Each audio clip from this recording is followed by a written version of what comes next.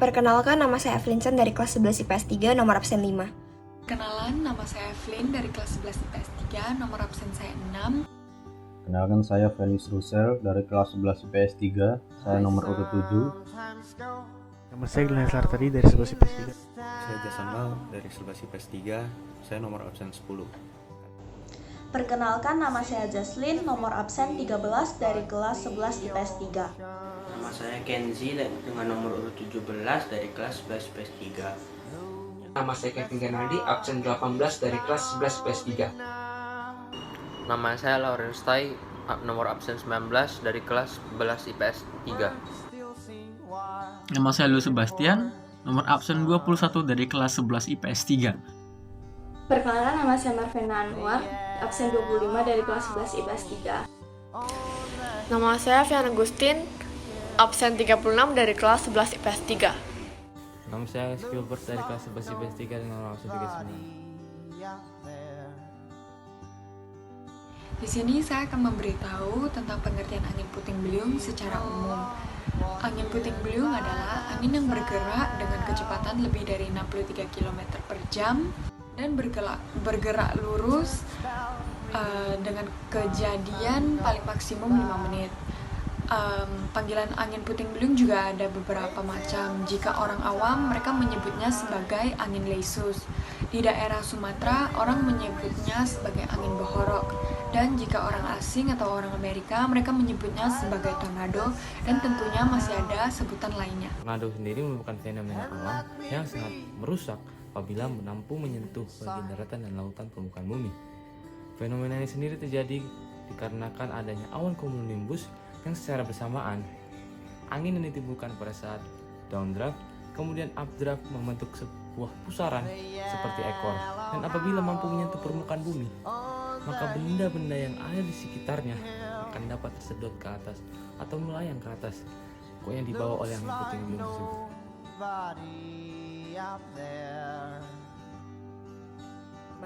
Penyebab terjadinya angin puting beliung. Pada dasarnya, penyebab dari terjadinya angin puting beliung ini sangat sulit untuk diprediksi kapan terjadinya dan lokasi terjadinya. Namun, menurut BMKG atau Badan Meteorologi, Klimatologi, dan Geofisika mengatakan bahwa faktor penyebab terjadinya angin puting beliung ini dapat dibedakan menjadi 2 faktor penyebab. Yang pertama pada saat musim hujan dan yang kedua pada saat musim kemarau. Yang pertama pada saat musim hujan. Pada saat musim hujan, angin puting beliung terjadi bukan dikarenakan panas dari sinar terik matahari di suatu wilayah terbuka, namun disebabkan oleh pertumbuhan awan cumulonimbus. Pertumbuhan dari awan cumulonimbus ini membawa uap airnya sangat banyak. Jadi ketika terjadi hujan atau sebelum terjadinya hujan dapat menimbulkan angin downburst.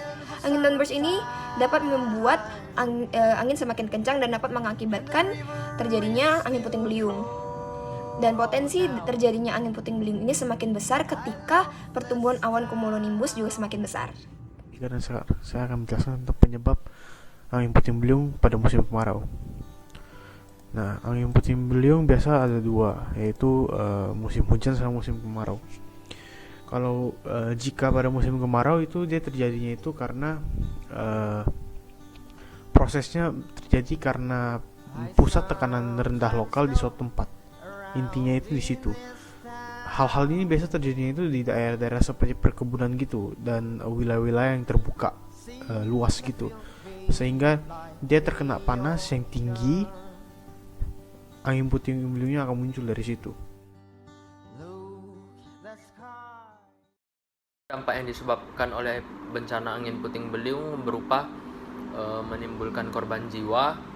Yang kedua adalah terjadi kerusakan pada rumah warga dan infrastruktur sekitarnya, berserta merusak kebun warga. Yang keempat adalah menghasilkan banyak sampah yang berasal dari puing-puing rumah warga yang hancur. Yang kelima, mengganggu jalannya perekonomian. Yang keenam, ada beberapa orang yang mengalami gangguan psikologis karena trauma. Kali ini saya dan rekan saya Felix akan memberikan beberapa contoh bencana angin puting beliung yang pernah terjadi di Indonesia. Ada 4 diantaranya yang paling berdampak. Yang pertama, bencana angin puting beliung yang terjadi di Sulawesi Selatan, Kabupaten Pinrang pada Senin 7 Februari 2012 pukul 21.00 WITA. Dalam bencana angin puting beliung ini, bencana ini mengakibatkan 1 korban jiwa dan lebih dari 650 rumah mengalami kerusakan. BPBD Kabupaten Pinrang juga telah berada di lokasi untuk melakukan penanganan darurat. Warga juga dilarikan ke tempat pengungsian. Puting beliung juga telah beberapa kali terjadi di Kabupaten Pinrang. Pada Februari 2012 juga terjadi angin puting beliung yang menyebabkan 133 rumah rusak dan beberapa serangan susulan pada bulan Maret, Oktober, dan Desember. Yang kedua, angin puting beliung yang terjadi di Jawa Tengah, tepatnya di Desa Ponggok, Kecamatan Polan Harjo, Kabupaten Klaten pada Jumat 3 Januari 2020 sore hari. Angin puting beliung ini terjadi hanya sekitar 3 menit, tapi 3 menit tersebut dapat mengakibatkan 11 rumah di Desa Ponggok rusak. Tidak hanya rumah, tempat wisata yang menjadi ikon Kabupaten Klaten juga mengalami kerusakan yang cukup parah. Bencana ini tidak memakan korban jiwa untungnya. Jadi kejadian yang nomor 3 adalah angin puting beliung yang terjadi di Sukabumi, Jawa Barat. Khususnya di wilayah Desa Cijulung, Kecamatan Jampan Tengah, pada Rabu 21 Januari 2020, pukul 2 waktu Indonesia Barat. Bencana ini mengakibatkan 91 unit bangunan rusak, seperti bangunan rumah, madrasah, masjid, dan pos ronda. Untungnya, tidak terdapat korban jiwa dalam peristiwa tersebut. Dan untuk contoh yang keempat adalah puting beliung di Bandung Barat di Desa Jambulipa, Kecamatan Cisarua pada Jumat 21 November 2020. Dalam bencana ini tidak terdapat korban jiwa tetapi mengakibatkan 6 rumah rusak berat serta 20 rumah dan 1 masjid rusak ringan.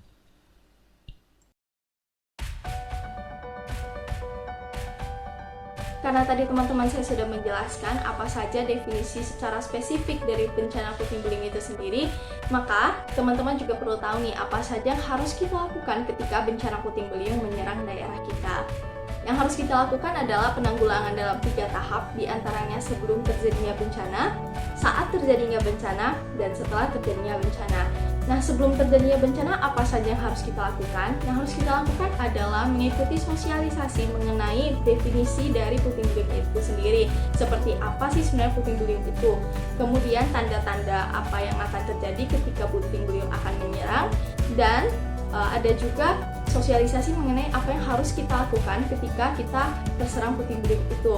Nah, dan juga adalah dengan membangun bangunan kokoh sebagai usaha meminimalisir kerusakan ketika puting beliung menyerang. Kemudian poin yang kedua adalah saat terjadi bencana. Saat terjadi bencana ada penanggulangan ketika kita berada di dalam rumah, berada di dalam bangunan, atau berada di dalam mobil. Kemudian yang terakhir adalah saat setelah terjadinya bencana. Nah, maka yang harus kita lakukan adalah rehabilitasi dan rekonstruksi yang tentunya dibantu oleh tim-tim penyelamat. Nah, poin-poin tersebut akan dijelaskan lebih lanjut dan lebih spesifik lagi oleh teman-teman saya.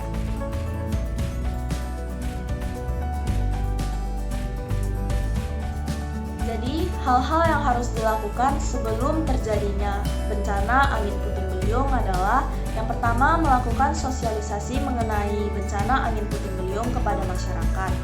Hal ini dilakukan agar masyarakat mengetahui lebih banyak dan lebih dalam mengenai angin puting beliung. Kemudian yang kedua adalah mengenalkan tanda-tanda atau gejala-gejala yang akan terjadi angin puting beliung. Hal ini agar masyarakat lebih mewaspadai sekitar jika cuaca sudah menunjukkan gejala akan terjadinya angin puting beliung. Kemudian yang ketiga adalah mengajarkan cara menyelamatkan diri atau melindungi diri saat terjadinya angin puting beliung. Hal ini dilakukan agar masyarakat tidak merasa terlalu panik dan mengetahui hal pertama yang harus dilakukan ketika terjadinya bencana angin puting beliung. Kemudian yang keempat adalah menyusun peta rawan bencana daerah terjadinya angin puting beliung. Hal ini hanya agar masyarakat lebih mewaspadai daerah tersebut. Kemudian yang kelima adalah menebang pohon rapuh dan menebang ranting-ranting pohon besar. Hal ini agar saat terjadinya angin puting beliung itu tingkat berbahayanya akan lebih berkurang. Karena jika terjadinya angin puting beliung, mungkin saja pohon yang rapuh itu akan terbawa angin dan akan mengenai masyarakat atau rumah-rumah masyarakat. Kemudian yang keenam adalah mengikuti info perkiraan atau prediksi cuaca. Hal ini hanya agar masyarakat mengetahui cuaca yang akan terjadi di hari itu. Kalau misalnya menunjukkan gejala-gejala terjadinya angin puting beliung, maka masyarakat akan lebih mewaspadainya. Kemudian yang ketujuh adalah menghindarinya berpergian jika sudah terjadinya gejala angin puting beliung. Lebih baik jika masyarakat tidak berpergian dan tetap di rumah saja dan mewaspadai apa yang akan terjadi selanjutnya. Jika memang sudah mulai terjadi angin puting beliung, maka masyarakat sudah harus mengungsi. Kemudian yang kedelapan adalah menyiapkan lokasi-lokasi aman untuk mengungsi. Jadi kalau misalnya sudah terjadi angin puting beliung atau mungkin sudah gejala-gejalanya, masyarakat bisa langsung menuju ke lokasi aman tersebut untuk mengungsi. Kemudian yang terakhir adalah membangun rumah atau bangunan yang kokoh. Hal ini dilakukan agar bangunan tersebut tidak akan terbawa angin puting beliung. Jadi harus dibangun secara kokoh, kemudian agar masyarakat bisa mengungsi ke situ juga.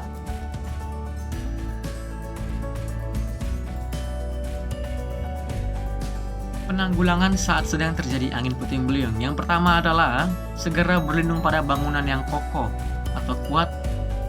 Dan yang kedua, jika memungkinkan, menjauhlah dari lokasi terjadinya angin puting beliung.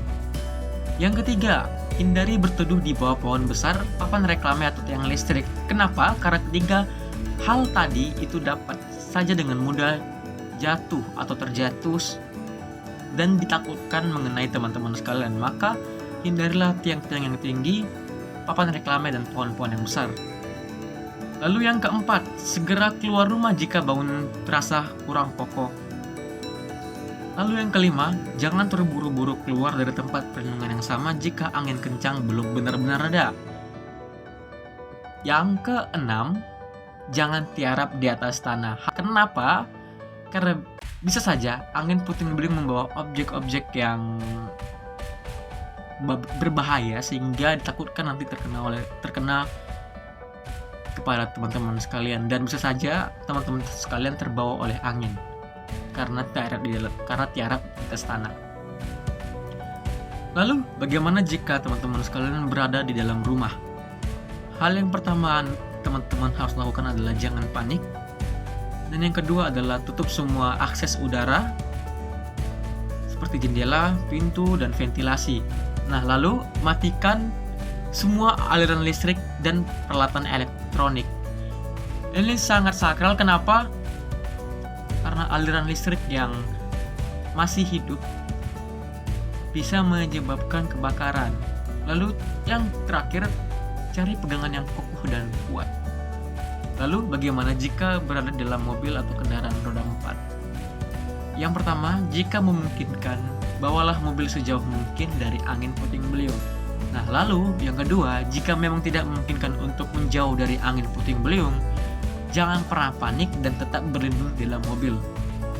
Lalu yang ketiga, jika memungkinkan untuk keluar dari mobil, prioritaskan anak kecil dan perempuan jika memungkinkan.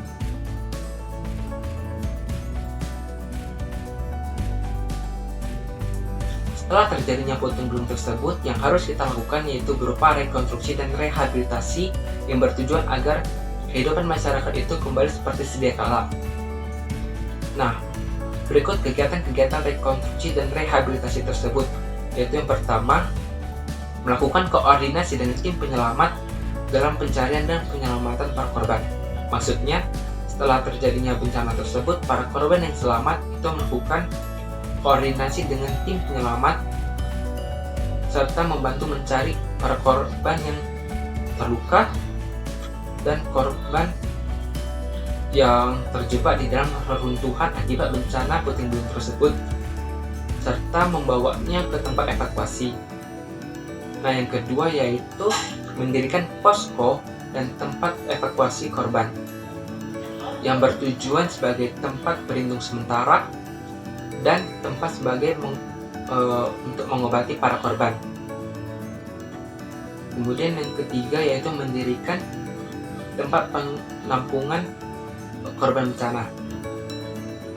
Setelah para korban itu dievakuasi, para korban akan diarahkan ke tempat penampungan yang bertujuan sebagai tempat jaga-jaga jika terjadinya puting beliung susulan dan sebagai tempat berlindung sementara.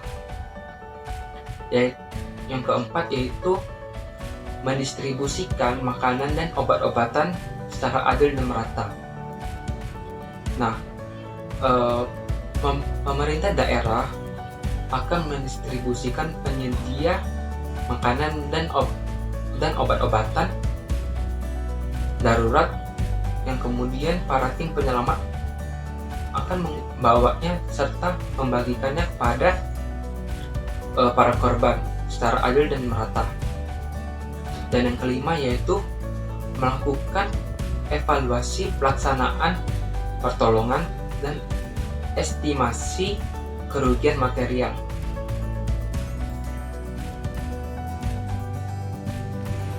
Kesimpulan yang dapat diambil dari sebelum, saat, dan setelah terjadinya bencana angin puting beliung adalah bagaimana kita sebagai manusia dapat membantu sesama. Sebelum terjadinya bencana, kita sebagai sesama manusia harus saling memberikan informasi yang manakala akan berguna bagi keselamatan orang banyak. Saat sedang terjadi bencana, kita sepatutnya melindungi diri kita sendiri dan orang lain. Dan intinya dari penanggulangan yang saat terjadi bencana adalah jangan panik dan menjauhlah dari tempat kejadian bencana. Dan saat bencana sudah berlalu, penanggulangan yang kita lakukan adalah merekonstruksi apapun yang rusak akibat bencana angin puting beliung. Dan lagi-lagi kita diajak untuk saling membantu sesama. Terima kasih.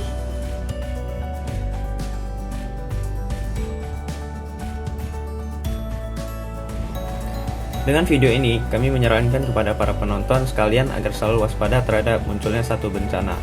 Lebih baik untuk menyelamatkan keselamatan diri dahulu. Setelah itu, selamatkan barang penting dan sebisa mungkin untuk membantu orang-orang sekitar yang membutuhkan pertolongan, jika situasi dan kondisi memungkinkan untuk melakukan hal tersebut. Demikian video ini, kami mengucapkan terima kasih dan maaf jika ada salah dalam pengucapan kata. Bersama kita bisa.